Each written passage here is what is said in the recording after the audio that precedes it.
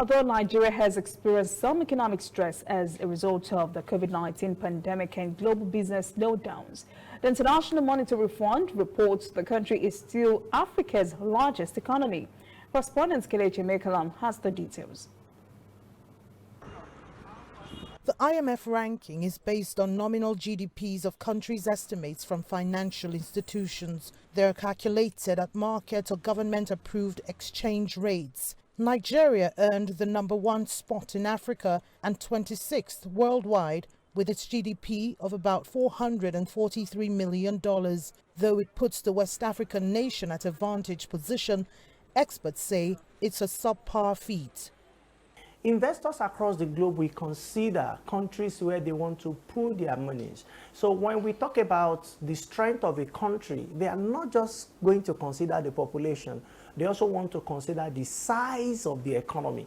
The larger the size, it is expected that the economy will attract more investment for the country.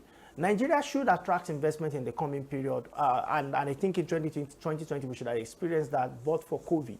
If we didn't perform well, we're supposed to be the 20th. And if we had done a quarter of the things that were embodied in the Vision 2020 document, I bet you we would have been between the 10th and 15th biggest economy in the world. For instance, we have very much improved our infrastructure.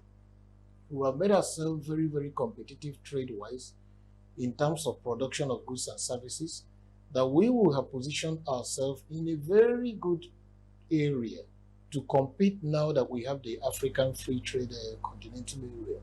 Nigeria's GDP contracted by -3.62% in the third quarter of 2020. The recession's been fueled by a raft of issues, including the fall in oil prices, trade imbalance, and economic disruptions caused by COVID-19. All we need to do right now is to reorder our priorities. The music has changed. So we can't continue dancing to the old step. One is that we are not making enough revenue.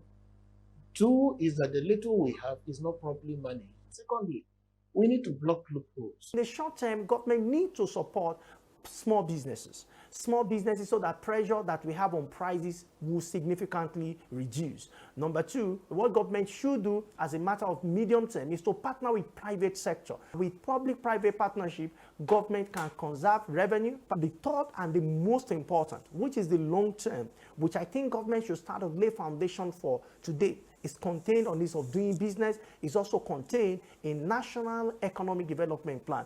It's not yet a huru for Africa's largest economy. More than 40% of the country's population is still poor. The IMF advises Nigeria to implement transformative domestic reforms to promote resilience to economic shocks. That includes revenue mobilization, digitalization, and fostering transparency in governance. A move that could see Nigeria taking a leading position beyond nominal GDP.